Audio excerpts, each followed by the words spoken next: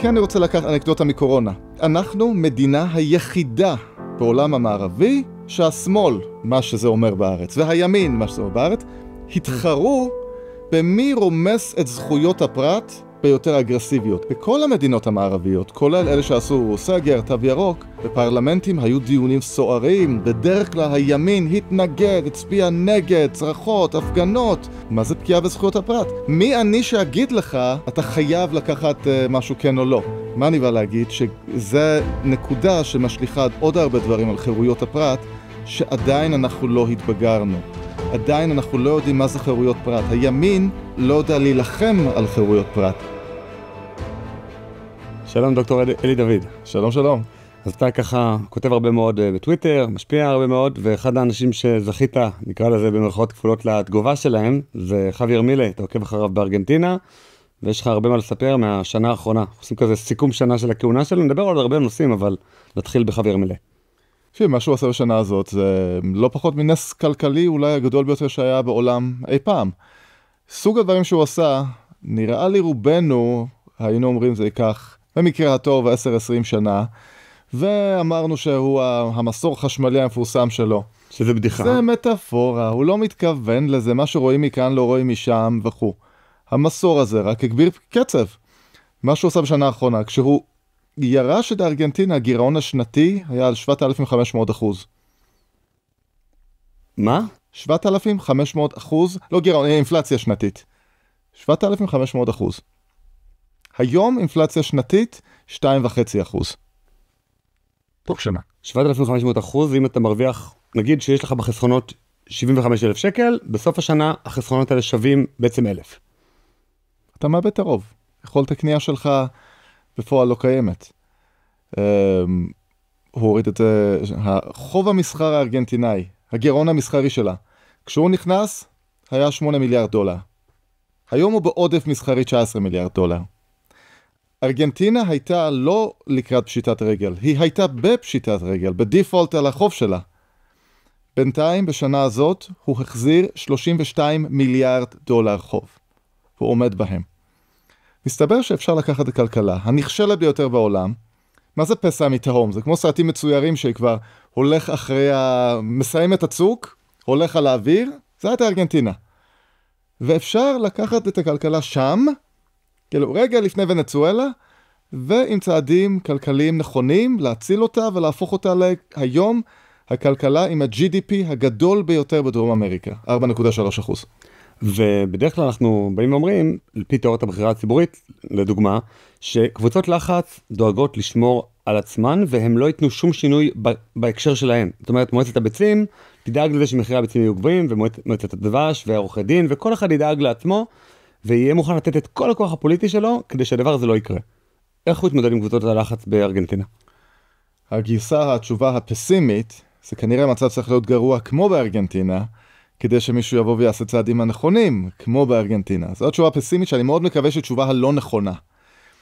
אבל בגדול, מילאי, כדי להגיע ולעשות את כל אלה, הוא צריך את הכוח הפוליטי. עכשיו, יש אנשים שאומרים, מילאי זה הטראמפ הארגנטינאי. זה לא המצב. כל מי שרואה, צופה ברעיונות עומק איתו, במיוחד פודקאסטי עומק איתו, שבן אדם הוא מילון מהלך של מציטוטים של מילטון פרידמן על תומאס סאוול, עד לנתונים כלכליים, על כל מה ששואלים אותו. אני רשמתי איזה 100 מספרים שהוא זרק ברעיון עם לקס פרידמן, אחר כך אני בודק, הוא צודק בהכל. אבל גם איש כזה הבין, שכשמדברים על העם, אתה בא עם החזות ויבה ליברטט קרחו ועם הצ'יינסו. העם רוצה לראות את השפה ה-unfiltered, והוא קיבל את המנדט, קיבל את הכוח. וכמו טראמפ, ביום, ליטרלי, יום אחרי שקיבל את המנדט, הוא התחיל לעבוד. אין עכשיו טוב, בוא נראה, אין בהידברות, אין כלום. הסכמה רחבה. זה המנדט שקיבלתי, צ'יינסו. אז מה הוא עשה? כאילו, בואו ננסה לתאר באמת את הצעדים החל מלפני שנה וקצת, עד להיום.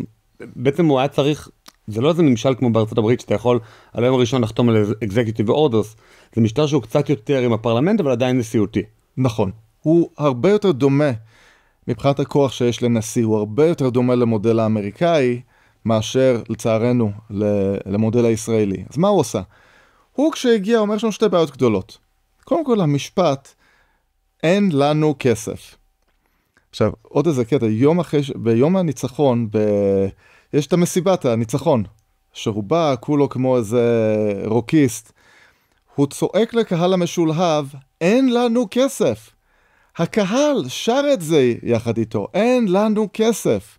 תראה איזה רמה הוא הצליח להסביר שהמסר הכי חשוב, הכסף לא גדל על העצים, אין לנו כסף, הקהל הפך את זה לג'ינגל, יש רימיקסים של זה, אגב, עד היום, שטיקטוקיסטים רוקדים לצלילי מילי שר אין לנו כסף. אין כסף.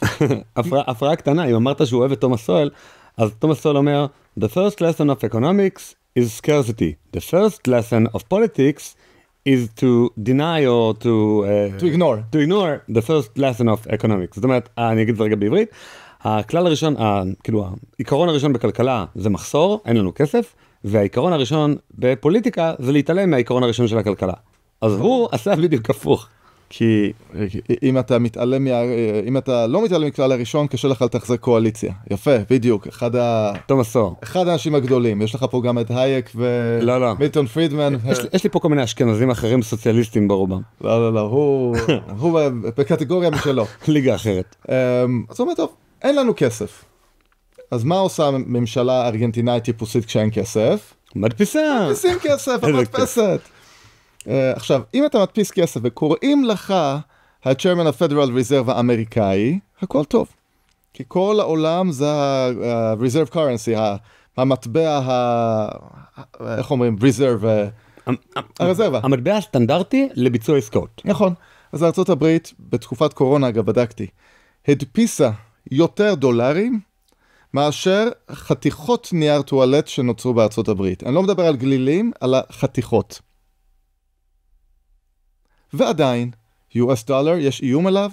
זוכר שדיברו על ההודו, סין, רוסיה, בריקס, הכל קשקושים. ארצות הברית יכולה לעשות. אבל מי שאין לו את המזל להיות ארצות הברית, מה קורה שמדפיס כסף? היפר-אינפלציה. 7,500. זה מה שקרה.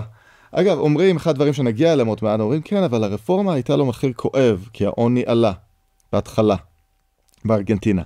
במספרים, על פניו נראה ככה, אבל כשאתה צולל לתוך המספרים, וגם את זה מילי מסביר טוב, זה מספרים מלאכותיים, כי הדפיסו כסף להביא לך, כדי שיראה שיש לך כוח קנייה, ובמקביל עשו price control, כאילו פיקוח על המחירים. אם אני מביא לך כסף ומפקח על המחירים, נראה שיש לך כוח קנייה. עשו מחירי מינימום? לא, פיקוח, מחירי מקסימום. כאילו, אסור לך למכור, כמו שיש בארץ. לא, חשבתי שעשו מחיר מקסימום, כמו בשפל הגדול, שבעצם רצו לעזור לחקלאים מצד אחד, אז עשו מחיר מינימום על סחורות חקלאיות, ואז נשאר עודף מזון מטורף, ומצד שני, לאנשים לא היה כסף, כי היה משבר, אז הרעב פשוט. נכון, זה אחד הסיפורים מהבדיחה מאוד ידועה בארגנטינה, זה מישהו בא לחנות, ואומר, אני רוצה לקנות איזה משהו. והמוכר אומר לו, זה 5,000 פזוס. מה 5,000 פזוס? צד שני, הנה יש לו שלט, כתוב 1,000 פזוס. הוא אומר, כן, לך תקנה ממנו, תראה שאין לו את זה בחנות. אז יש price control, יש לך כסף, fake money, ואתה לא יכול לקנות. אז הוא מבין שלא יכול להדפיס כסף. למה חסר כסף? מאיפה חוסכים כסף? הוא שם אצבע שתי בעיות, כאילו כל מה שהוא עושה זה שתי קטגוריות.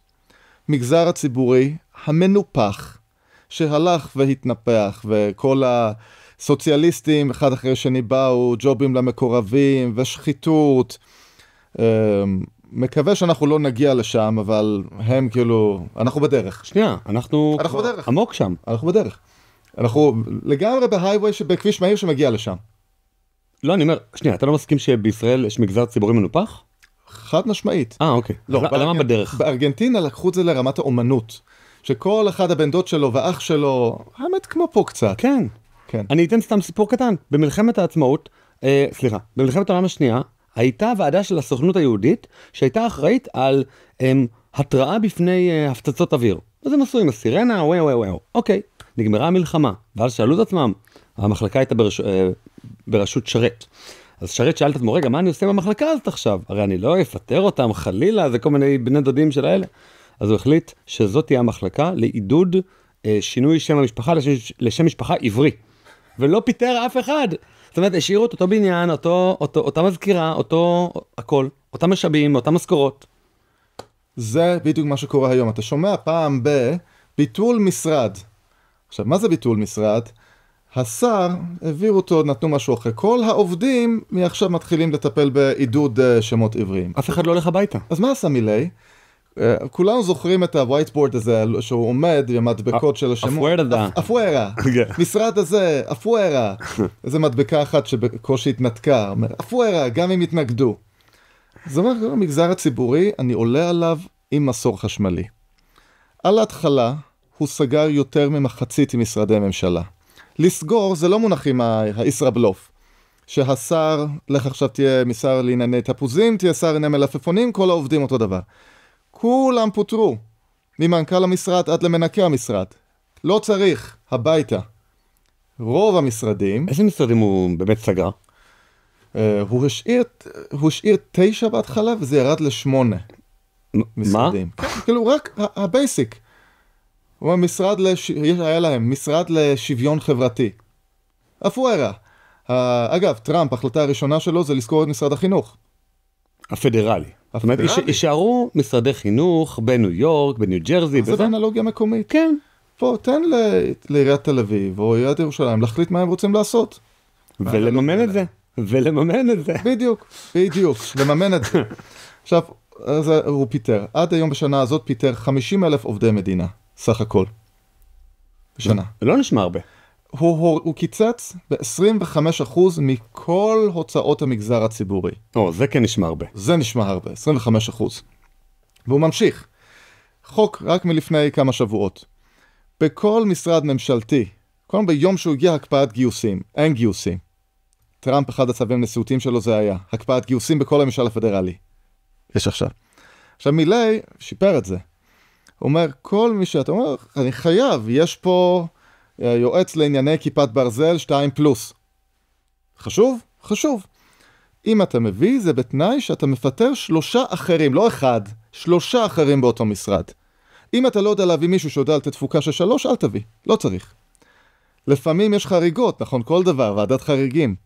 השר הכל יכול בממשלת מילי, זה משרד חדש, הוא יצר משרד. אוי ואבוי. השר לענייני מלחמה ברגולציה. DOJ. דודג'.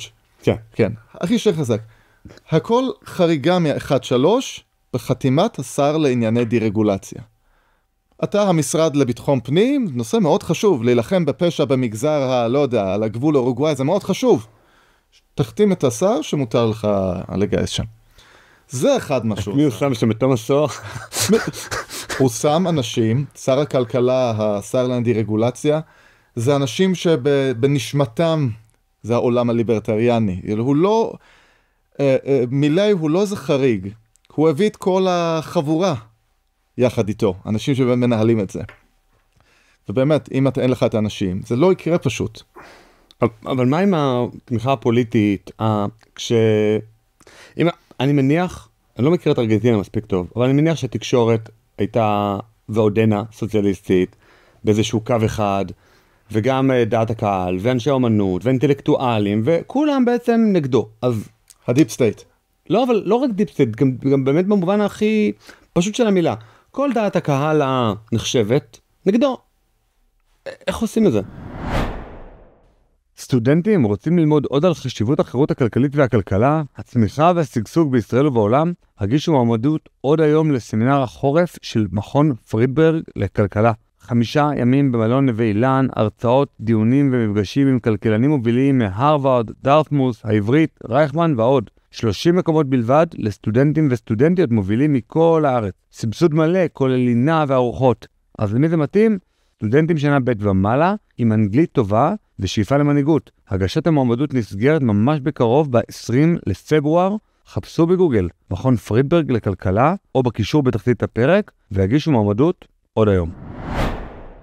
קודם כל לפני הבחירות, הקמפיין שלו היה קמפיין מאוד בוטה. מאוד בוטה, כולל בשפה מאוד בוטה. נגיד, המשפט המפורסם שלו, אסור לתת למנובלים האלה מילימטר. אתה נותן מילימטר, הם לוקחים את זה ומשמידים אותך. כאילו הוא הכין אותם, אני לא בהידברות, אין הידברות. אני בא עם הצ'יינסו. זו עיתונאית שאלה אותו, רגע, אחרי שתהיה נשיא, אתה תהיה נשיא של כל הארגנטינאים, נכון? כולל של השמאל הסוציאליסטי. זאת אומרת, מה פתאום? המנובלים האלה שלחו לעזאזל, אני לא יכול לדבר עם אף אחד מהם. זה הכנת דעת קהל, ולכן ב-day after שהגיע, היו מוכנים שאוי ובוי, המשוגע נכנס. ולכן, הוא קיבל תמיכה ציבורית, לא לשכוח. הוא לא צריך עכשיו להקים קואליציה עם איזה מפלגה סוציאליסטית שדואגת למועצת הדבש או מועצת החלב שלהם. לא היה צריך את זה. זה משפחה אחת של דברים שהוא עשה. משפחה השנייה, בסוף מי מייצר עושר? רק המגזר הפרטי, רק. מגזר הציבורי לא יכול לייצר עושר. זה עוד משפט שהוא חוזר עליו. אומרים לממשלה איך לייצר עושר. איך אתה בא למישהו שהגדרתו זה לבזבז כסף, והוא לא יודע לייצר כלום, בוא תייצר לי עושר. בלתי אפשרי. כן, גם ניסו את זה. ניסו, לא עובד. לא, אבל בוא נסביר רגע. הקונספציה, נגיד בתחילת מאה ה-20, הייתה שיש יתרון לגודל, ובאמת, בתור כל אחד שלמד בשיעור ראשון בכלכלה, יש יתרון לגודל, נכון. אז מה אמרו? לא נעשה מפעל מכוניות שמייצר 4,000, נעשה מפעל מכוניות שמייצר 400,000 מכוניות. אוקיי. האם זה אפשרי לנהל דבר כזה? לא שאלו את השאלה. אמרו, לא, אנחנו פשוט ניקח אנשים טובים ונשים אותם, האם יש לאנשים האלה תמריץ ברגע שיש להם קביעות? האם הם צריכים לייצר גם את הצמיגים? האם גם? ואז ראינו כל המפעלים הממשלתיים האלה שניסו לייצר דברים בצורה הכי יעילה, במיוחד בברית המועצות, פשוט נכשלו כישלון טוטלי.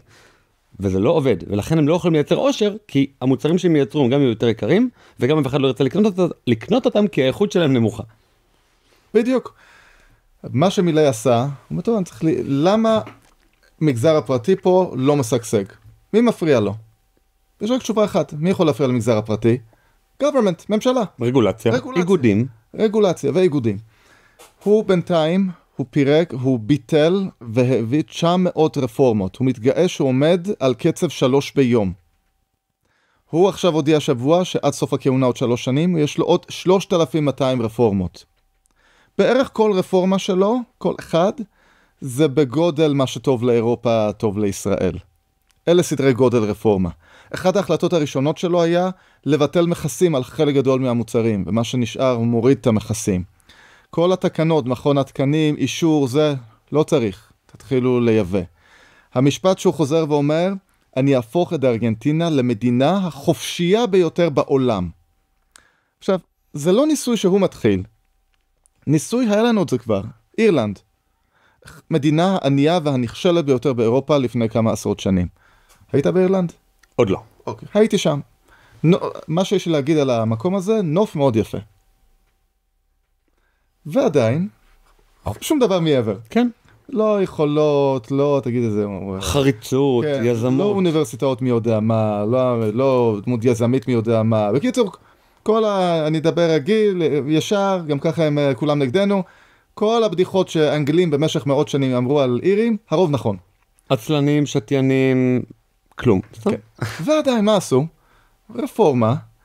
ממשלה נותנת יד חופשי לעסקים, לא הוריד את שיעורי המס, מס הכי נמוך, בהתחלה 0, העלו אותו קצת.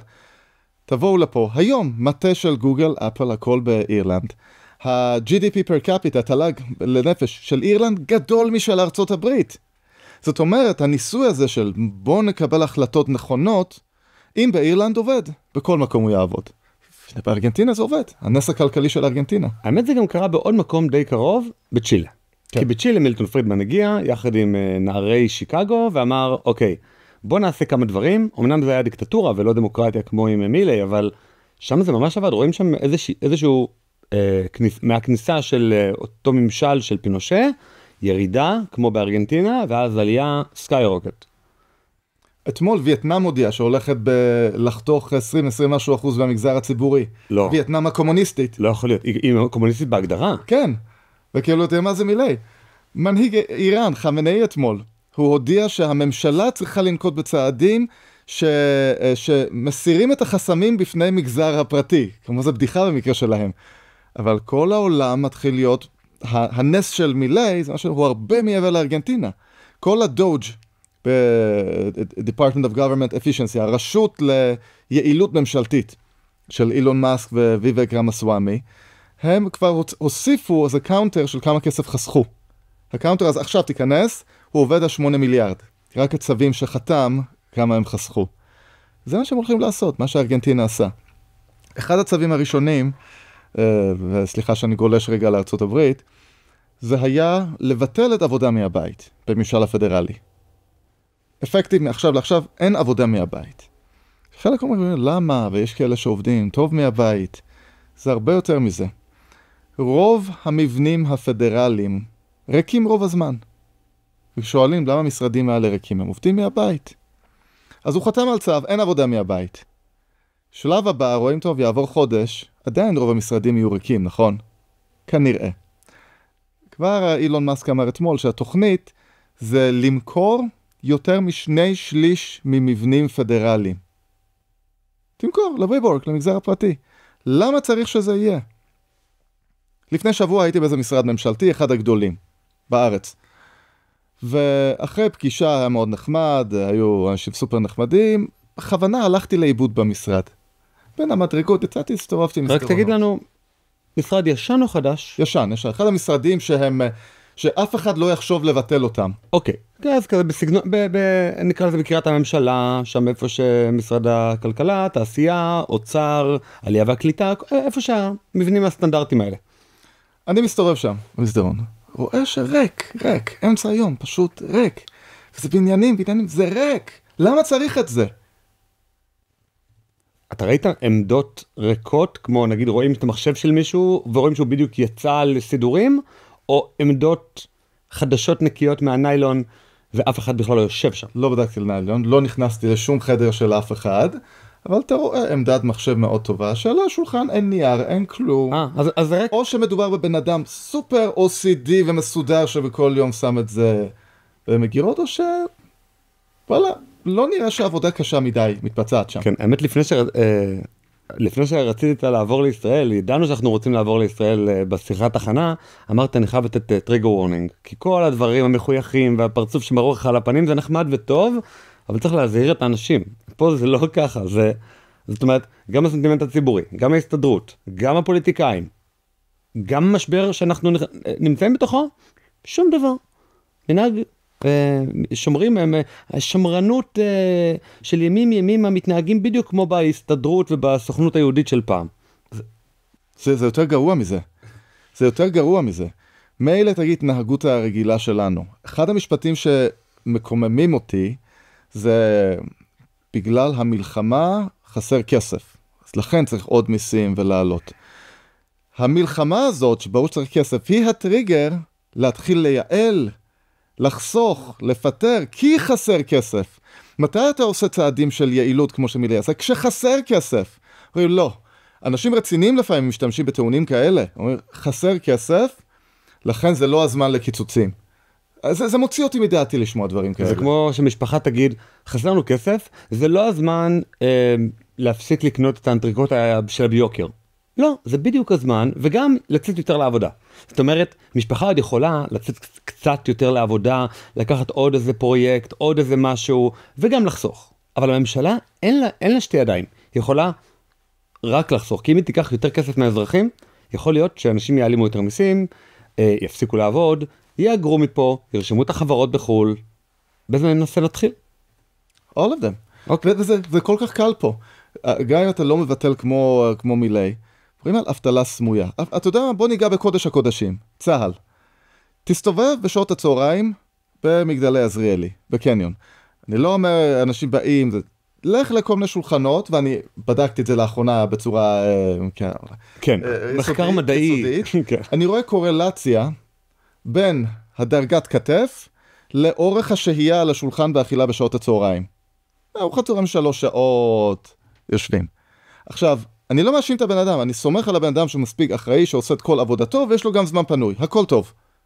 אני מאשים אותנו, את הבעלי בית, אזרחים, והנציגים שלנו, שמעסיקים כל כך הרבה אנשים, בצורה כל כך לא יעילה, שמתפנה להם כל כך הרבה זמן פנוי. אין לי שום טענה כלפי אף אחד בצהל. יש לי טענה כלפי אלה, ובסוף טענה כלפינו. מאוד קשה להיות ממוקד ביחס לאיפה באמת הבעיה בצהל. זאת אומרת, כל אחד מאיתנו שהיה בצהל, לא משנה בקרבי, לא בקרבי, זה ראה את השומנים, זה לא שומנים, זה כמעט רק שומן, ואתה פשוט משתגע. אבל דבר ראשון זה אנשים בחינם, דבר שני יש סודיות, ואתה לא באמת יודע, יש כל מיני מונחים כמו, לא, הוא לא ישן במיטה כל היום, או בכוננות. וקשה מאוד לבקר את צה"ל, גם משלוש הסיבות האלה.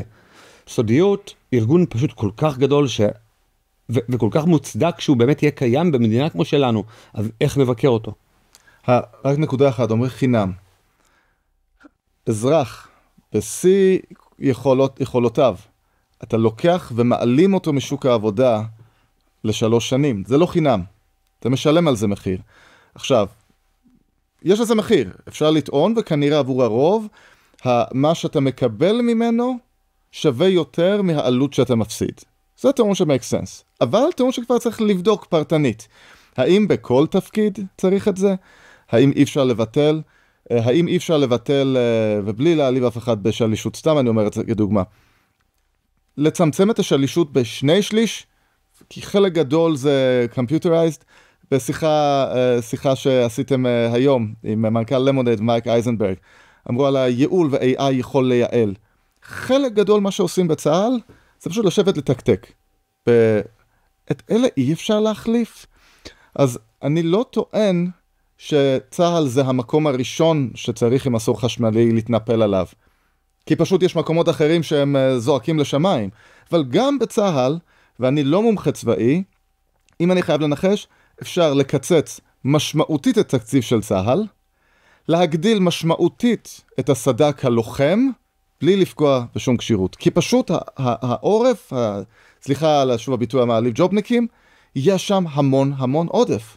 ועכשיו גם רוצים לגייס עוד אנשים, וצריך לעוד אנשים האלה, נקרא להם חרדים, עוד מערך הכשרה, עוד מערך של משטרה צבאית שתתפוס אותם, עוד מש"קי אות"ש, זאת אומרת, העיוות פה כל כך גדול, זאת אומרת, נותנים לאנשים משכורת רעב, ואז באים סליחה, אפילו לא רעב, אני קיבלתי נגיד 700 שקלים, היום זה נגיד סביב 1,000, משהו כזה, קרביים של הקצה אחרי שנה ראשונה מקבלים כבר סביב 2,000, אוקיי, אין להם כמעט הוצאות, בסדר, אני מבין. אבל משלמים לבן אדם, נגיד בן אדם נשוי, חרדי נשוי מתגייס, משלמים לו נגיד 700, 1,000 שקלים, ואז ברור שהוא לא יכול לפרנס מזה משפחה, ואז מה עושים? לא. נשלח אליו את מש"קית הת"ש, שתברר איזה זכויות מגיעות לו, ואז הוא יקבל השלמת תשלומי משפחה, ועוד השלמה, עד שזה בסוף מגיע לאיזה משכורת נורמלית. למה לא פשוט לתת לחיילים משכורת נורמלית, ואז אין מש"קית ת"ש, קצינת ת"ש, כל מערך הסיוע הזה, וגם זה יותר הוגן, כי אתה בעצם לקחת בן אדם מהחיים האזרחיים. אוקיי, צריך צבא, אבל לפחות שלם לו. אין כסף. כשאני אומר דעתי שצריך צבא מקצועי, זה אפילו בקרב החברים הליברטריאנים שלי יש כאלה שנרתעים. נגעת בעצב החשוף.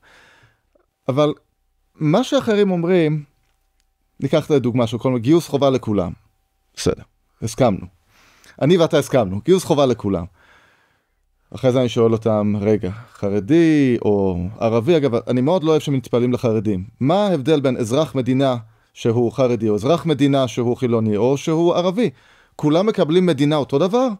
אז מה זרקור על החרדים? בוא נגיד, אזרח מדינה ערבי או חרדי, שמחליט לא להתגייס או לא להתנדב. אתה הולך עכשיו עם 100 שערים להתחיל להתנפל, לעשות מבצעים צבאיים כל יום ב100 שערים? התשובה של כל אחד, כולל כל אלה של גיוס לכולם, היא לא. סנקציות כלכליות. מעולה, סנקציות כלכליות, התחלת הנושא, מעולה. עכשיו אני איתך. מה זה סנקציות כלכליות? הוא ישלם כאילו יותר מס, יותר כנסות, א', ב', ג', ד'. זה לא בעצם שקול לצבא מקצועי, רק הפכת את זה, במקום להגיד, מי שמתגייס אני משלם לו, זאת אומרת, מי שלא משלם, אני לוקח ממנו כסף. זה אותו דבר, זה אותה סמיכה, זה עשה אותה טיפה פה לשם. ויש כאלה, שאפילו קוראים לעצמם באנשים הליברליים, ראיתי איזה סרטון של, לא אנקוב בשמו, יועז הנדל, שהוא אומר, כל מי שלא מתגייס, נשלול לו את הדרכון שלא יצא לחול, נשלול לו רישיון נהיגה, ולא, מה לעזאזל? זה כבר לא שווה לכולם, זה פשיזם לכולם. אני בעד גיוס לכולם, זה מדינה שבה שוללים לאדם את חירות שלו, רישיון נהיגה או זה, כי הוא לא מתגייס, אני הראשון שבורח מפה. זה ממש מדרון חלקלק. זה לא מתוך חלקלק, זה לקחת מישהו מצוק, לזרוק אותו עכשיו, יופי, עכשיו אנחנו הסין הקומוניסטית. כן, זה, כאילו, בוא נגיד ככה, רק מדינות קומוניסטיות או נוראיות, שאף אחד לא רוצה לגור בהן, סוגרות את הגבול. זה סימן מאוד מאוד רע למקום שטוב לחיות בו. כן. אגב, אם כבר, זה אמור להיות הפוך. מי שלא מתגייס, ואת אומר חי על חשבונך, צא, בבקשה, אנחנו נממן לך את כרטיס טיסה. כן, אין בזה גם היגיון כלכלי ולהגיד אל תטוס, אבל לפני זה, זכויות פרט הבסיסיות. וזה עוד נקודה אנחנו כמו זה סטארט-אפ שהגיע להנפקה, אבל עדיין מתנהל כמו זה סטארט-אפ. עם החבלי לידה, תסתכל למשל מה קרה לא ניכנס לדיון הזה, אבל רוצה לקחת אנקדוטה מקורונה, כי זה רלוונטי לפה.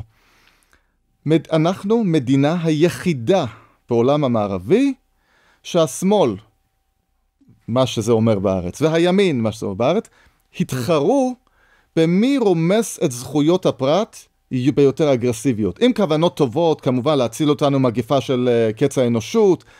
בכל המדינות המערביות, כולל אלה שעשו סגר, תו ירוק, בפרלמנטים היו דיונים סוערים, בדרך כלל הימין התנגד, הצביע נגד, צרחות, הפגנות.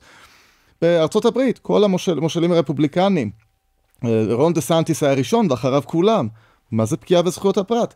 מי אני שאגיד לך, אתה חייב לקחת משהו כן או לא? אחד הדברים מדהימים שרון דה סנטיס אומר, כל מעסיק ששואל את האמפלואי שלו אם הוא יתחסן, זה $4,000 קנס על זה ששאלת, גם אם הוא לא ענה לך. תגיד, אצלנו בהתחלה אמרו, טוב, מי שמתחסן מגן על אחרים, הכל טוב, בסדר. חודש אחרי זה הגיע זן הדלטה, והיה ברור שמישהו שכמוני, שהתחסן, עשה את זה בשביל להגן על עצמו, אבל אני לא מגן עליך. אני נדבק ומדביק אותך. ברגע שהבנו את זה, מה ההיגיון בעדיין לא לתת לי להיכנס לקניון ולהפוך את כל שומר בקניון לחטט בזכויות הפרט שלי? ימין ושמאל היו בתוך זה. מה אני בא להגיד? שזה נקודה שמשליחה עוד הרבה דברים על חירויות הפרט, שעדיין אנחנו לא התבגרנו. עדיין אנחנו לא יודעים מה זה חירויות פרט. הימין לא יודע להילחם על חירויות פרט. קורונה היה זה הצצה לתוך הבעיה הרבה יותר יסודית במדינה. כן, יש איזה ביטוי שזה מזכיר לי, שאומרים, in economy there is no left and right, there is right and wrong. בדיוק. זאת אומרת, בישראל, אני אגיד את זה בעברית, בכלכלה אין ימין ושמאל. יש right, שזה משמעות כפולה באנגלית, שזה גם צודק וגם ימין, ושמאל זה טעות, פשוט, כלומר, אי אפשר לרבע מעגל. אז בישראל אין ימין ושמאל. יש שמאל, נקרא לזה, אוהב סיכונים וויתור על שטחים, ויש שמאל שפחות אוהב ויתורים וויתור על שטחים, ומעדיף לדחות את הבאות למחרתיים, כלומר נתניהו. אבל אין ימין כלכלי בישראל. אתה רואה חלק מאנשי השמאל הכלכלי, אלה שמילי היה מטאפורית, זורק אותם מאיזה חלון, הם בתוך הקואליציית ימין. מועצת הדבש שההתחלה, בטוויטר, אני כבר לא בטוח מה אמיתי ומה בדיחה. אבי דיכטר, ישב פה, הוא ישב איפה שאתה יושב. הוא אחד האנשים שברמה אישית, אחד האנשים מרשימים, שאני מעריך, היה, מה שהוא עשה בשירות, כל המדינה חייבת לו. מועצת הדבש, מזל שלפני שבוע בוועדה זה נפל, כי צדיק מליכוד, דן אילוז, הצביע נגד זה. כן? מה זה נפל? חשבתי שזה עבר. לא, זה ממשיך, אבל בינתיים לא עבר לשלב הבא.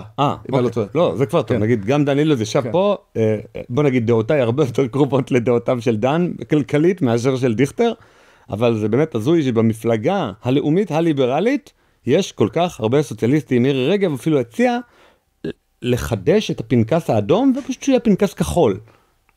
כאילו, זה... אני מדבר הרבה עם יש בימין, למרות הצינות, הרבה אנשים שאני מאוד מעריך. יש אנשים מדהימים שם, שרובם לא יכולים גם לעבוד בגלל המבנה. אבל בשיחות תמיד עולה שמוקדי כוח במדינה הם בידיים של שמאל. לא משנה מה ההגדרה של שמאל, זה ברנד ניים, זה מותג, כן, נדביק, שמאל.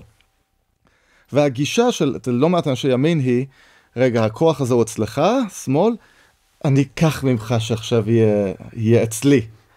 זה תפיסה, הימין... זה מה שווה התאגיד, אם אנחנו לא שולטים בו. זאת אומרת, זה לא... כן. השמאל אומר, אנחנו רוצים תאגיד, ואנחנו רוצים לשלוט בו. שוב, זו דעת השמאל, אני מבין, זה קוהרנטי. אז הימין הישראלי אומר, שהוא לא ימין, הוא שמאל פשוט, שמאל לאומי, אומר, בוא נעשה תאגיד לאומי. ואנחנו נשלוט בו. מירי רגב, זה ציטוט שלה. מה זה? עכשיו, מה שהשר קרעי מנסה לעשות, עם גם רשות השידור, ומקווה גם גלי צה"ל יגיע בזה. לא שלנו, לא כלום. אפילו מילה שאני אומר קצת בוטות, פוליטיקאים תמיד אוהבים, בואו נבנה ביחד. באנגליה זה הסיסמה, build back better, לבנות ביחד. אמר, לא, לא. בואו עם סיסמה חדשה, בואו נהרוס ביחד. מסור ביחד. מסור ביחד. אתה כנציג ציבור רואה משהו, קודם כל בוא פטיש או מסור, בוא נהרוס אותו. ואז נראה מה קורה. ככה דוגמאות הכי טובות. אני חושב, אחד הדברים הכי טובים שקרה למדיה ישראלית, זה ערוץ 14. לקחו איזה ערוץ מורשת שאנשים היו מגיעים עליו רק אם טעו בשלט, ושינו את התוכן. אף אחד לא אמר להם. ובא איזה ויז'ן, מישהו השקיע. בוא ניתן לציבור להחליט. אנשים צופים בזה? עובדה. זה מעולה. אנשים לא צופים בזה, השוק יעשה את שלו, יפשוט רגל ויעלם. למה צריך לרשות השנייה? כמו שיש ערוץ 12, 13, 14, ערוץ הכלכלי, ערוץ 10, בשעה טובה. למה שלא יהיו עוד 20 כאלה? תפתח ערוץ. זה כבר לא תדרים, הכל משודר זה כבר לא תדרים. כן, זה נקרא OTT, מי שרוצה להבין על זה, עשינו שיחה עם אלעד מלכה, אז פשוט על המשמעות אלעד מלכה, בסוף השיחה הזאת, לא עכשיו. מעולה. תנו לנו להחליט. בוא נדבר אבל על התקציב של סמוטריץ', כאילו מה קורה שם, רווחים כלואים, אם יש לך מה להוסיף, ואני אשמח, כי באמת דיברתי על זה כבר קצת עם מייקל, וקצת עם סמוטריץ', ובאמת עם סמוטריץ' ותמיר מנדובסקי, יש להם איזו שיחה מגניבה, סמוטריץ' בא ואומר, יש כל מיני עורכי דין, כל מיני אנשים כאלה שרושמים את עצמם בתור חברה, ומשלמים מס פחות מאיתנו, אז תמיר אומר לו, לא, גם אני כזה, שיש לי חברה, אל תגיד אנחנו והם, אני ההם שלך, ואתה פוגע בי בגלל הדבר הזה, אנשים לא יפתחו חברות, אז סמוטריץ' אומר, שלא יפתחו. איזה כיף, שלא יפתחו. קודם כל ראיתי את כמה פודקאסטים שהיו לך בנושא הזה, מרתקות, אני ממליץ מאוד כל מי שלא שפה שיצפה, כי לא ראיתי דיון יותר מעמיק לגבי תקציב והשלכות מהדיונים שהיה לך, ממליץ לכם, ועדיין יש שני דברים להוסיף על זה, מתוך השיחות. הכוונות של פקידי האוצר וסמוטריץ' כוונות טובות. זה הנחה שנשמעת כמובן מאליה, אבל הרבה אנשים חושבים שיש שם אנשים זדוניים שבאים להרוס. לא, כולם עם כוונות טובות. עכשיו, אחרי זה, באים ואומרים חלק מדברים נכונים. למה שאתה תעשה זה תרגיל ותגיד עלק חברה, ואז במקום 50% מס תשלם 25. גם אם זה נכון ואפשר להתווכח על זה, מה, ממשלת צרפת לא אוהבת מיסים? ממשלת גרמניה לא אוהבת מיסים? כל האובר סוציאליסטים האלה לא אוהבים מיסים? למה הם לא עשו את כל הצעדים האלה?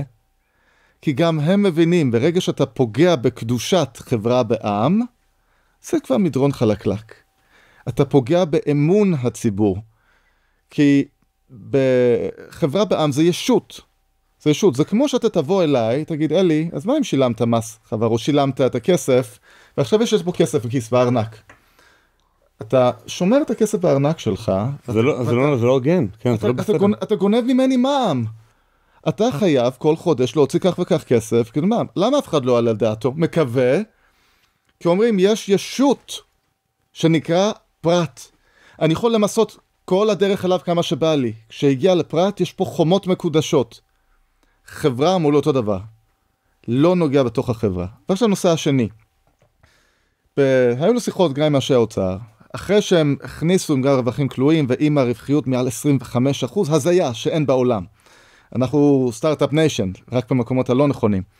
הבינו שהם נכנסו לאיזה ברוך. ואז כמה עשרות עמודים של חריגות. כן, של הצער, מה שדיברנו בארגנטינה, אז זה הישראבלוף הרגיל. עושים צעד מאוד חריף, ובמקום להגיד, אוקיי, טעינו, אנחנו המדינה היחידה בעולם שיש לה מס רווחים כלואים, זה סטארט-אפ ישראלי. עוד משהו של מילי ששכחנו להגיד. כשמילי נכנס לתפקיד, היו בארגנטינה 105 סוגי מס, חוקי מס שונים. בארץ נראה לי יש לנו יותר. אם תסתכל על המס זה, מס זה, מס זה. נגיד, פעם היה פה מס בולים, מס חוזים, מס שילוט, מס הכנסה, מע"מ, מס בלו, מס קנייה, מס שבח, מס רווחי הון, הנה סתם אמרתי מהראש. וכל אחד מהם אתה יכול לחלק אותם תתי מיסים, נגיד, מס רווחים כלואים זה עוד אחד, עוד אחד, עוד אחד. אוקיי. נכון, מס חברות. כן. כמה סוגי מס חברות יש לך? זה יש לך עם הטבות של חוק עידוד השקעות, זה סעיף אחר. כל הסיזה 105. הוא ירד היום, עומד על 6. 6, פלט. מנסה לקצץ. בארצות הברית זה מה שדודג' הולכים לעשות. רגע, הכנסות ממיסים עלו בארגנטינה? ההכנסות ממיסים. הוא קיצץ... הוא העלה מס לכלום. לא היה... לא, אני אומר, הוא נגיד איחד ופישט וזה, ואני מניח, שוב, מבחינה כלכלית, בדרך כלל זה ככה, שהכנסות המדינה ממיסים עלו, לא ירדו. כן, הכנסות מיסים עלו. כי היו גם הרבה הון שחור. כל הכלכלה הייתה הון שחור. והוא נתן אמנסטי. חבר'ה, הנה, לצד זה, אני הולך להעלות את הפיקוח. אנחנו כבר לא נתנהל כמו זה רפובליקת בננות. יהיה פה פיקוח, הרי אתה לא יכול להיות מדינה ליברטריאנית, ויגיד מעט חוקים, ואז גם לא נכבד את המעט חוקים שיש. ואז הוא מעד לתאריך זה, כל הכסף שיש לך, עכשיו תביא מזוודות, מסחר סמים שלך, מזוודות לבנק תפקיד, הכל בסדר, no questions asked. וזה, הלבנו את כל הכסף שלך. מפה והלאה אנחנו מתנהלים רגיל. אגב, ככה עושים את זה, ולא, בוא נבטל שטר 200 שקל. לא משנה, נחזור להייטק, עם ההחרגות שהוציאו. אז אומרים ככה וככה וככה, ועד בצדק הם אומרים, הנה, התקציב לא פוגע בחברות הייטק סטארט-אפים בשום צורה. הם צודקים ב100%. אבל, אני, חוץ מלהטריל בטוויטר, רוב הזמן שלי אני גם יזם, אני משקיע, אני עובד עם יזמים. בתקופה האחרונה, אני לא רואה חברה שנרשמת בישראל סטארט-אפ. מדוע? שנייה, אתה אומר זה קטגורית. אני לא רואה. אני, כאנשים שאני פוגש אותם. לא, אבל אמרת כרגע, אני לא רואה חברה, אפילו אחת. סטארט-אפ שנרשם בישראל. בחודשיים האלה, כן. ונגיד לפני שנה? התחילה ירידה בגלל הרפורמה המשפטית. לפני שנה וחצי הייתה ירידה, אבל ממצב שמעל 90% מחברות סטארט-אפ ישראליות שיזם ישראלי נרשמות פה, זה הכי טבעי. ברפורמה ירדנו, היינו באזור 50%, שוב, אל תתפוס אותי מספרים, כי אני מדבר סובייקטיבית. לא ממש, סובייקטיבית, רק החוויה שלך. ודווקא חוויה שלי היא עוד יותר מדאיגה, כי אני כבר עמוק מחוץ לארון, אני איש ימין, מובהק, כל מי שחושב שצריך לעזוב את הארץ בגלל הרפורמה, כנראה לא היה במעגל מאוד קרוב אליי. אנשים שעכשיו אני רואה שרושמים חברה בחול, זה אנשים שהם לא, חלקם ימניים יותר ממני. אני אגיד לך ברמה אישית, עד היום הקמתי כ6 חברות, כולם חברות ישראליות. חברה הבאה שלי, אני ממש לא בטוח שאני ארשום אותה פה. למרות שהיא מוחרגת, כי אתה הרי... זה מוחרג. סטארט-אפ. כאילו, זאת אומרת, למרות שחוק הרווחים כלואים לא חל עליך, אתה אומר בוא נזהר? מספרים שג'ורג' ברנרד שו, המחזה האירי, יום אחד הולך לזה מסעדה, ורואה איזה מישהי יפה, וישר הולך אליה. אומר לה, אם אני אשלם לך 100 פאונד, את תהיי איתי? צורחת לו בחזה, מה נראה לך שהמקצוע שלי? עוף מפה. הולך, הוא האיש מאוד גס רוח. חוזר אחרי כמה דקות, אני אשלם לך 10,000, תהיי איתי? היא אומרת, כן. אומר, טוב יופי, סיכמנו מהמקצוע שלך, עכשיו נשאר לסגור את המחיר. ברגע שנוגעים פה ונרמלנו את המצב, שבאים והיד נכנס לתוך הגבולות המקודשים האלה, היזם, מה אומר? אני רוצה לשבת, לפתח חברה, לגייס כסף. ושנה הבאה שוב יהיה, אנחנו נהיה במלחמה עם איראן, חסר כסף. יגידו, טוב, תיכנס תחת אלונקה. אתה לא יכול, כי אתה מקים סטארט-אפ, ואני עשיתי את זה כבר כמה וכמה פעמים, זה הדבר הכי מסוכן שיכול לעשות בעולם. כמו שאמר מרק אנדריסן, תקפוץ מצוק, ותוך כדי נפילה תפתח את הכנף. לפעמים תצליח, לפעמים תקרוס. זה הסטארט-אפ. יש לך כל כך הרבה ודאות. אתה רוצה להוסיף לי על זה עכשיו חוקי המס של סמוטריץ' או הפקידים? לא רוצה. לא רוצה לשמוע על החרגות. לא רוצה שתגיד לי הכל בסדר. זו הבעיה. ולכן עצם מה כן ומה לא משנה. ומה הסכנה עוד יותר גדולה? בזמן שפה אנחנו באים ואומרים, טוב, אז שלא יקימו חברות. בא ממשל טראמפ, כנראה הולך להיות ממשל הפרו-כלכלה הכי חופשית, וכנראה הוריד מס חברות, הוא הוריד רגולציות, הוא ביטל את כל הרגולציות ה-AI של ביידן. אפשר לדבר גם על רגולציות AI אם נרצה. ומה בעצם אומר? אתה יזם, בוא לארצות הברית. כסף מגיע, 500 מיליארד דולר של הובלה יפנית אתמול. היום בבוקר הסעודים הודיעו 600 מיליארד דולר השקעה ב4 שנים הקרובות בארצות הברית. לאף אחד לא אכפת מיפות נפש של האקלים והאפליה מתקנת. ביידן אומר ביזנס. בואו נעשה ביזנס. טראמפ אומר ביזנס. וכולם באים. ומה אנחנו אומרים פה? ביזנס בכפוף אם בא לנו. לשיקול הדעת האובייקטיבי והנאור של הפקיד. כן, וזה מה שמקומם אותי, אין שום סיבה שאנחנו לא נמשיך את הסגסוג הזה. מייקל, בפודקאסט המדהים שלו איתך, אז הוא אומר שפה צריך להוריד מיסים. אני לוקח צעד אחד הלאה. אתה יזם גרמני, יש מבריקים, ואתה לא בא לך להתמודד עם רגולציה גרמנית. תבוא, תקים את החברה בישראל. למה שהגרמני, הנוצרי, עם שום זיקה ליהדות או לישראל, למה הוא ילך לדוביי, ישלם שם מס אפס ויניע את הכלכלה, שיבוא לפה. זה לא שאתה נותן לו דרכון מחר, תן לו ויזת יזם, שיבוא לפה, מתים על לבוא לישראל, תן לו מס אפס או קרוב לאפס, שיבואו לפה. למה שמישהו הולך לדוביי ולא לפה? אתה לא מתחרה עם מי שהולך לסן פרנסיסקו.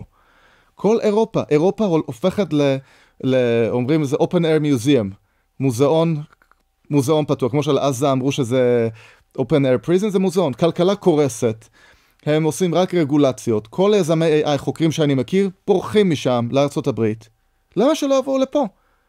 הנוצרי הזה, משפחתו יבואו לפה, יגייסו שם עובדים ישראלים, יביאו השקעה אמריקאית לפה, זה מה שאנחנו צריכים לעשות, לא להבריח גם את היזמים שכבר יש לנו. אתה יודע אבל מה מבאס? שכבר מילטון פרידמן כותב בשנות ה-80, שנות ה-70, שמס חברות חייב להיות אפס. לא בגלל שאנחנו שונאים מיסים ואנחנו לא רוצים לגייס, אלא בגלל שכל המס הזה בעצם מתגלגל ללקוח. זה לא שבאמת יצחק תשובה משלם את המס חברות של קבוצת דלק, אלא בעצם הוא מעלה קצת את המחירים של קבוצת דלק, כדי לשלם את זה, כי הוא חייב להיות גם רווחי, וגם משלם מיסים, וגם פרמיה לסיכון. אז אין שום סיבה שיהיה מס חברות, רק מס על אנשים שהוא... זה כל כך מתסכל, כאילו זה נכתב לפני 50 שנים. למה? אחד המשפטים אומרים, שממשלה אומרת, זה בחינם. טיפול ככה וככה, זה בחינם, זה בחינם. המשפט הכי... אין דבר כזה כסף של ממשלה. ממשלה אין לה כסף. מי שלא יודע, ציטוט של מילטון פרידמן, מי שלא יודע לייצר כלום, לא יכול לייצר גם עושר. ממשלה לא יכולה לייצר כסף, זה כסף של אזרחים. כשאתה יורה פגז על עזה, אני מימנתי איזה חלק מאוד קטן שלו. כשעכשיו אתה...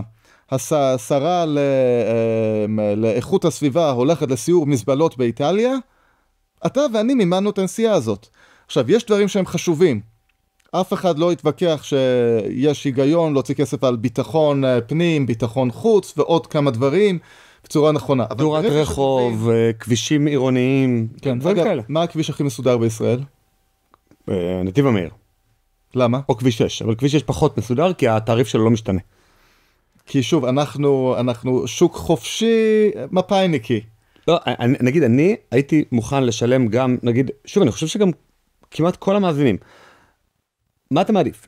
לנסוע בכביש 6, מהר, כמו שצריך, להגיע למקום בזמן, ודרך אגב, גם, אני חושב שפורום קהלת, עשו מחקר כזה לגבי איילון, והם גילו שכשיש מחיר משתנה של כביש, נגיד כמו נתיב המהיר, עוברות יותר מכוניות בשעה בו, מאשר בפקק. זאת אומרת, בפקק אתה רואה אלפי מכוניות תקועות, אבל עם הקצב האיטי שלהם, אתה אומר, בטח מתקדמות פה יותר מאשר בנתיב המהיר. לא, בנתיב המהיר עוברות יותר בשעה, וכביש 6 יש בו פקקים. אתה גם משלם, וגם אתה עומד בפקק. למה לא לעשות תעריף משתנה, וכולנו ניסע בכיף בכביש 6? התכוונתי מסודר מבחינת שהוא סלול טוב, אין בורות, לא... נכון, גם זה. יש ניידות כאלה של טנדרים שבאים אליך... הכל צריך להיות מחיר משתנה, כי ממשלה לא יכולה לקבוע מחיר, לא ממשלה, אף אחד לא יכול לקבוע. מה המחיר של הכוס מים שיש לי כאן, אם אני רוצה למכור לך או למישהו? המחיר המקסימלי שמישהו כרגע מוכן לשלם עליו, זה המחיר שלו. עכשיו מישהו אחר יבוא ויגיד, אני באופן מלאכותי שם מחיר כזה, זה לא המחיר שלו. בואו נמשיך לדבר על אולי תקציב, דיברנו קצת רווחים כלואים, האלמנט הרגשי, זה שההחרגות האלה בסופו של דבר לא עוזרות, אלא אולי אפילו פוגעות. תקציב באופן כללי, דיברנו קצת צה"ל, יש לך עוד דברים, שיחות סגורות במשרדי הממשלה? אומרים, המשפט הוא צריך להיכנס מתחת לאלונקה. ואחד שאמר לי את זה, הוא אחד הבכירים, אמרתי לו, נדמיין שאתה נכנס ברמה אישית, אתה משפחתך, למשבר כלכלי. יש לך שתי אפשרויות. או קודם כל לצמצם חלק מהמותרות, את המסעדות בתל אביב, נסיעות, או לקחת כעבודה שנייה, כמשמרת לילה, כשומר איפשהו. מה היית עושה קודם? ברור שהייתי מצמצם במותרות? אני אומר יופי, עכשיו בואו נדבר על תקציב שלכם. נכון, חסר כסף, כמו שמילי אמר, אין כסף. כמה הורדתם במותרות, וכמה אמרתם לנו, לאזרחים, אזרחים יקרים, תעבדו קצת קשה יותר, חסר כסף. אין ויכוח על זה שכולם צריכים להיכנס מתחת לאלונקה, אבל שר האוצר הטוב ביותר שהיה לנו אי פעם, זה אחד מוכר כזה, נכון? קוראים לו, אתה מכיר? בנימין נתניהו. השר האוצר הכי טוב שהיה לנו. האיש השמן והאיש הרזה. עכשיו שעל אותו אופניים, שהאיש הרזה יושב ועליו האיש השמן, שבינתיים, מאז לפני 20 שנה, הוא שמין הרבה יותר, אומרים, טוב, רגע, הגענו למצב בעייתי פה. הכביש לא סלול ויש לנו עלייה. מה אומר האיש השמן לאיש הרזה? יאללה, תדווש מהר יותר, תעבוד קשה יותר. תיכנס מתחת לאלונקה. תיכנס לאלונקה. והאיש השמן, כלום. לא משרדי ממשלה, לא פיטורים, לא קיצוצים, כלום. ואז מה הציבור אומר? זה רק אנחנו? מה זה אומר רק אנחנו? זה כבר יותר מתחיל להיות דומה לארגנטינה, שיש לך את המילה קורא לה הקסטה המושחתת, שהיא משתמשת בזה כדי להשאיר את עצמם לחיות טוב, ויש את הפלבס, הפשוטי העם בכינוי הגנאי שלו. לך תעבוד קשה יותר. חסר לי כסף. לך תעבוד, אני צריך יותר כסף. האם אפשר לקצץ? מה שמילי עשה, אפשר לעשות לא רחוק מזה פה. יש לנו כל כך הרבה... יש כמה דברים מרגיזים. אתה יודע, נגיד לפטר במשרדי הממשלה, אוקיי, נגיד אני מבין. נגיד שזה לא יקרה. כי אנחנו אימא יהודיה רחמניה ולא רוצים לפטר. מה לגבי לייעל? באמת, רק לייעל. בואו, אתם יודעים מה? תמשיכו להגיע לעבודה ואל תעבדו. רק תגיעו לעבודה. אבל אל תחסמו טכנולוגיה. למה בן אדם, שוב, אנחנו עכשיו בימים קריטיים, ואני מקווה שעוד חודשיים לא ישלחו לי את הסרטון הזה ויגידו לי, צדקת וזה, אני שונא את זה, זה פשוט, זה דם. למה להוציא רישיון נשק בישראל לא לוקח 20 שניות? זאת אומרת, אתה מגיש את המסמכים, טרח, AI מחזיר לך תשובה. הרי, סיפרתי את זה מלא פעמים, אבל פעם אחת, אחרי שהוצאתי רישיון נשק, העברתי כתובת לחיפה, והרישיון נשק שלי היה רישיון נשק על מגורים בירושלים, למרות שאני גם קצין וגם זה היה רשום על יישוב זכאי. הלכתי להעביר כתובת במשרד בניין הפנים בחיפה. עוד לא הגעתי למעלית, והרישיון שלי בוטל. זאת אומרת, קיבלתי מייל שהרישיון מבוטל תוך פחות מדקה מהרגע שעזבתי את הפקיד. בבקשה, קיבלת אוטומציה. הם יודעים לעשות את זה יעיל, וזה עובד כאילו בדיפולט יעיל כשהם רוצים למנוע את הזכויות. אבל לא, להוציא רישיון, צריך 1,000 בדיקות, וזה... למה? אז כיוון שאני, בשיחה שלכם עם מייקל ודניאל, מנכ"ל למונייד, כיסיתם את זה מאוד יפה, כל האוטומציה, כיוון שאני ומייקל מסכימים כמעט על הכל, אז דווקא אני אשים או זרקור על מה שאני אולי לא מסכים איתו. נראה לי מסכים איתו, אבל נקצין את זה קצת. אני צטט את מילי, ששאלו את השאלה הזאת, מה אתה אומר, למה אתה אגרסיבי? מה זה מסור חשמלי? למה לחתוך? למה אתה לא מדבר בשפה יותר עדינה לייעל? אני אצטט אותו במדויק, הוא אומר, יש מנובלים שטוענים שצריך לייעל את הממשלה. והם מנובלים, כי זה בלתי אפשרי. זה גוף לפי עצם הגדרה שלו, הוא לא יכול להיות יעיל. ולכן אתה יכול רק לצמצם אותו, וככה בדרך אגב להגיע ליעילות שלו. ובהקשר הזה אני אצטט מישהו טיפה יותר מעודן, מילטון פרידמן, שאומר, הדרך הכי גרועה לתת למישהו לקבל החלטה, זה לתת למישהו שאין לו שום השלכות על המעשים שלו. בסטארט-אפ, או בכל חברה, במגזר הפרטי. עזוב סטארט-אפ, הייתי. אתה מנהל משרד עורכי דין, גייסת עורך דין, לא משהו. מה אתה עושה אחרי כמה זמן? אתה מפטר אותו. בממשלה גייסת מישהו למשרד התחבורה. הוא לא טוב, מה אתה עושה אחרי כמה זמן? נתן לו העלאה, כי הוא צבר ותק. אגב, הוא כנראה יישאר איתך עד הפנסיה, כי הוא לא יצא החוצה. הטובים יוצאים.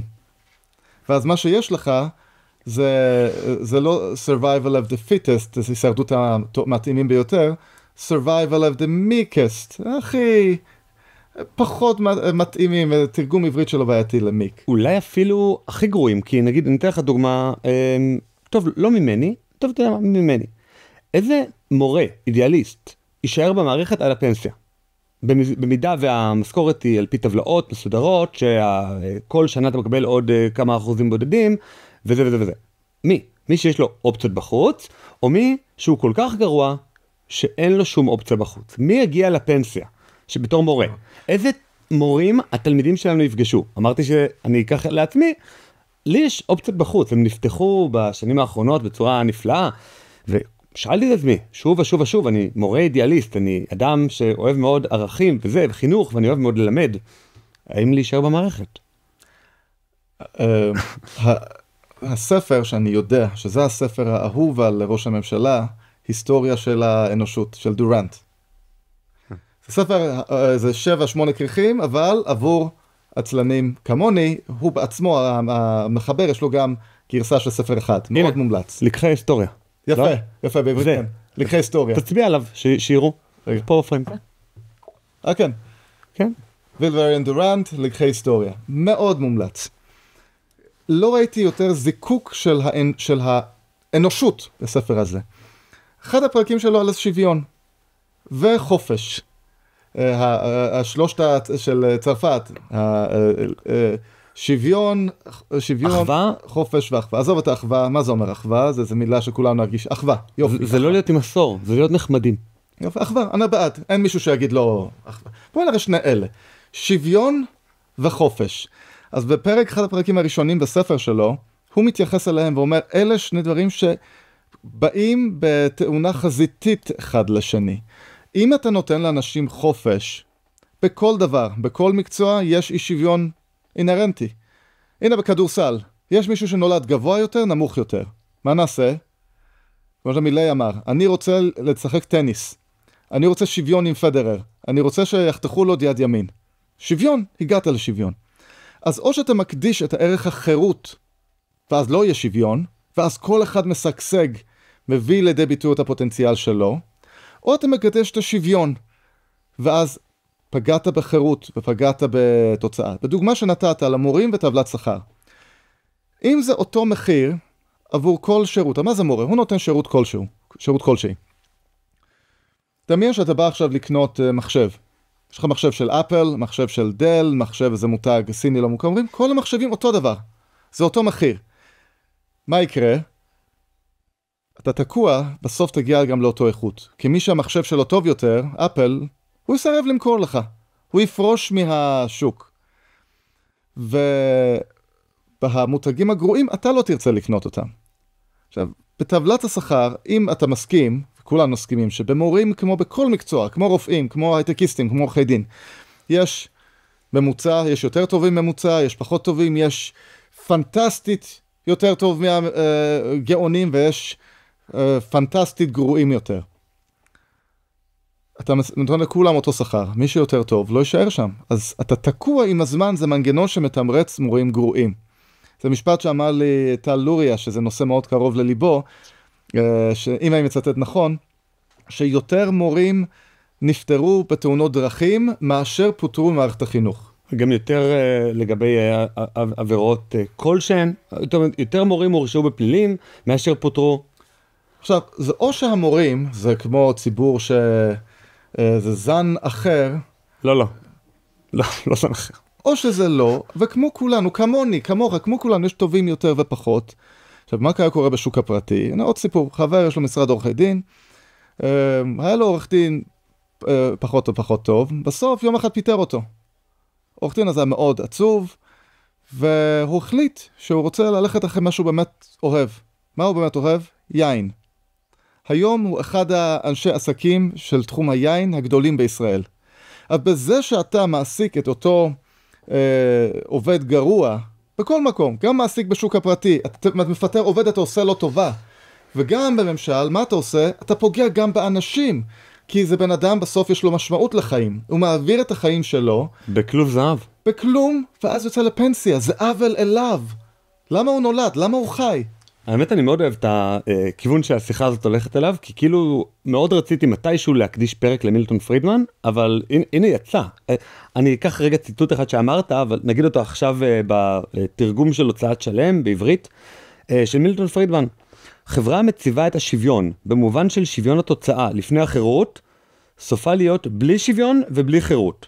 השימוש בכוח הזרוע להשגת השוויון יהרוס את החירות, וכוח הזרוע שגויס מלכתחילה לשירותן של מטרות טובות, יינתן בסופו של דבר בידי בני אדם שישתמשו בו לקידום האינטרסים שלהם עצמם. מילטון פרידמן. כאילו, אתה לא יכול להגיד, אכפת לי גם משוויון וגם מחירות. לא, לא, אם אכפת לך משוויון בתוצאה, אתה תהרוס את החירות. יש מלא ציטוטים מגניבים על הטרייד-אוף הזה. הדבר השני, אלא אם כן אתה רוצה להגיב. הדבר השני זאת הטבלה הילדותית שציירתי פה, שבעצם מציגה 4 קטגוריות.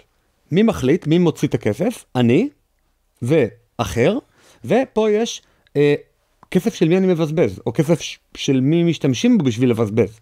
אז כסף שלי, אני, זה בעצם אני קניתי לעצמי הבוקר ביצים, אכלתי ביצים בארוחת בוקר.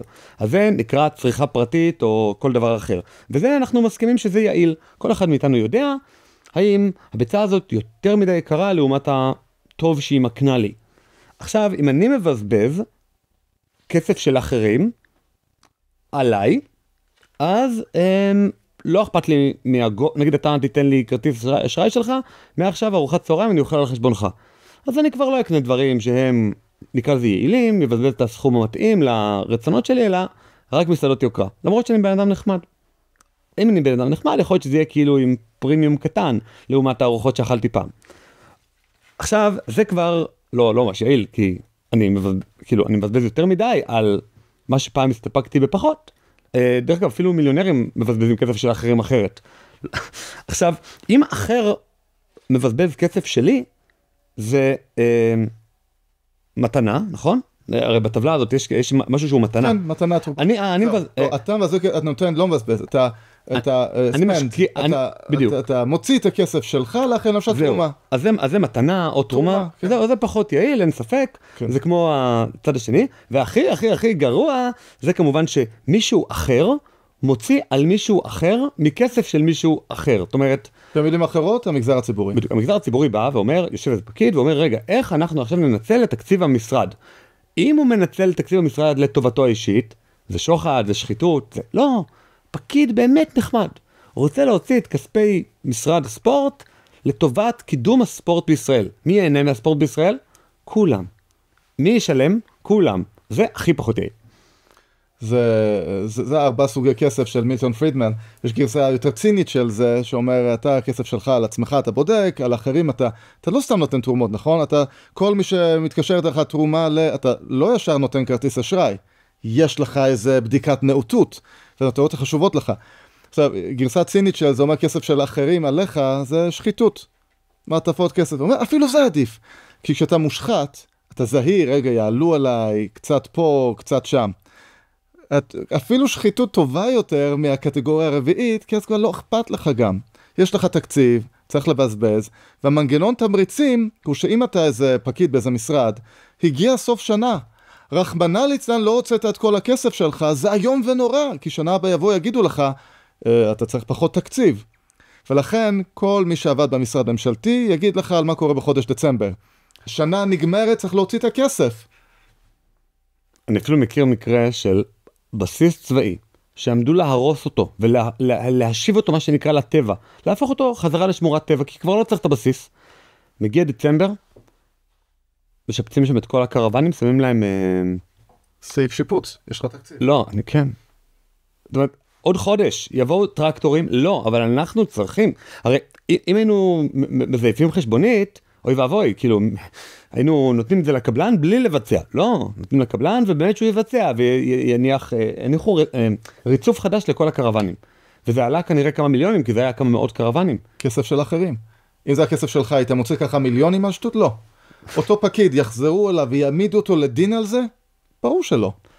שני נושאים אחרונים שככה הזמן מאפשר לנו כרגע, זה בעצם אחד, נושא ה-AI, אם יש לך משהו להוסיף מהשיחה של מייקל ודניאל שרייבר, ונושא השני זה בעצם הרשתות החברתיות, ה-X, אתה בסוף אחד מהאנשים הכי משפיעים, הכי פופולריים בטוויטר, והייתי שמח לשמוע גם על העניין הזה של ה-community, איך זה נקרא? comments? community notes. notes, וגם על ה-AI. אז מה אתה בוחר להתחיל? על AI התייחסנו, רק אוסיף עוד משפט. אתה יודע מה הממשלה יכולה לעשות בתחום AI, במה היא צריכה להשקיע. היא לא צריכה להשקיע כלום, היא לא צריכה לעשות כלום, היא צריכה לא להפריע. ואת זה, כאילו, להפסיק לעשות את מה שהיא כן עושה. היא מפריעה מתקציב ומחסמים, היא מפריעה, תפקידה לא להפריע.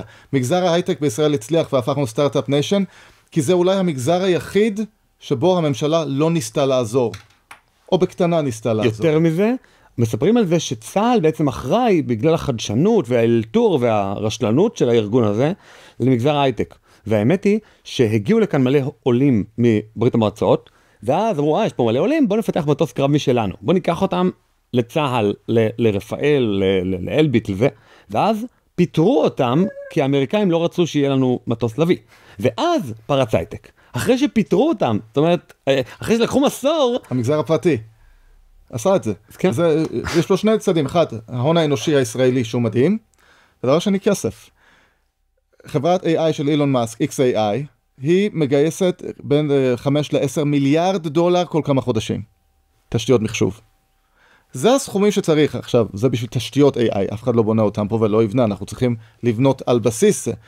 אנחנו צריכים לגייס סכומי הון כל הזמן. רוב ההשקעות זה בא מארצות הברית.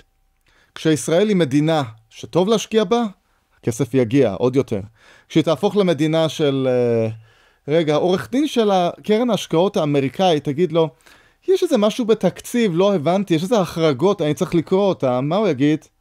מי מכניס ראש פרי למיטה חולה? יש לנו את ברוך השם, make America great again, נשקיע פה.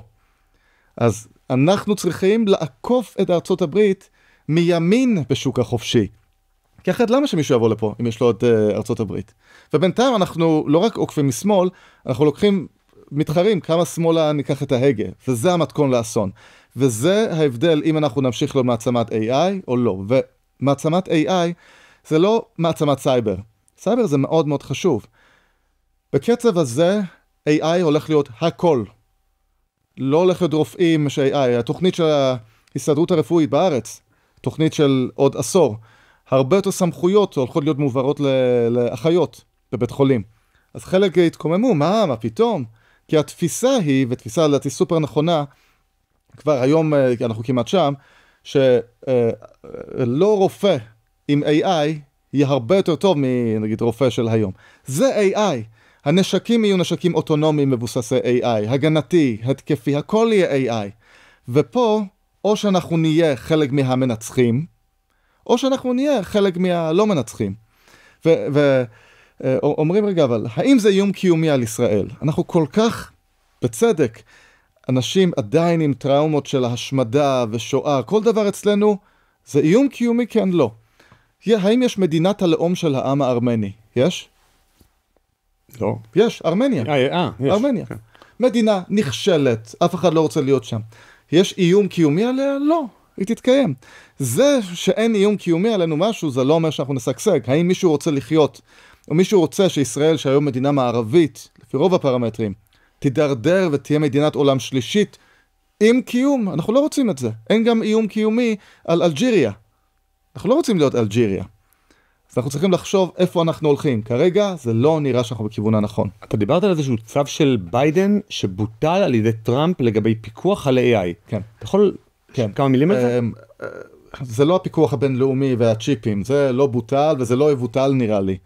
ארצות הברית מהדקת את זה בצדק ואומרת למדינות כמונו, או שאתם לגמרי איתנו, תנתקו את הקשרים המיותרים שלכם עם סין, או אתם תהיו בקטגוריית השוויץ. ואגב, שוויץ עצמם איתנו בקטגוריה השנייה, הלא מכובדת.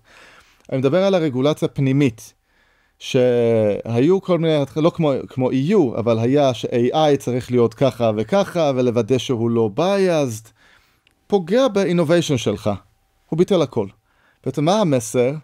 אתה יזם AI, רוץ, אין מגבלות. אני לא אומר לך מותר ואסור. אתה רוצה לפתח מחר רובוטים שיחליפו בני אדם בשדה הקרב ויהרגו מחבלים? לך על זה. זה כלפי פנים. כלפי חוץ, America first. אתם איתנו, אהלן וסהלן. אתם לא לגמרי איתנו, אתה מחוץ לדלת. התנהגת לא יפה, זה מחוץ לכיתה. כל הכבוד להם.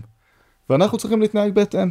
נשמח באמת שנדבר ככה קצת על חופש הביטוי ברשתות החברתיות, אבל את זה אנחנו נעשה בפלטפורמה שנקראת על המשמעות פלוס. אנחנו בעצם מקנים למנויים שלנו גם לצפות בפרקים לפני כולם, גם לצפות בקטע פרימיום הזה, וגם בלי פרסומות למי שמפריעות לפרסומות ביוטיוב, אז אנחנו מבינים, אבל צריך בסופו של דבר עם תוכן חינמי להתפרנס איכשהו, אז תצטרפו לנו, גם תתמכו בתוכן, בתקשורת חופשית, וגם תשמעו את הקטע הזה.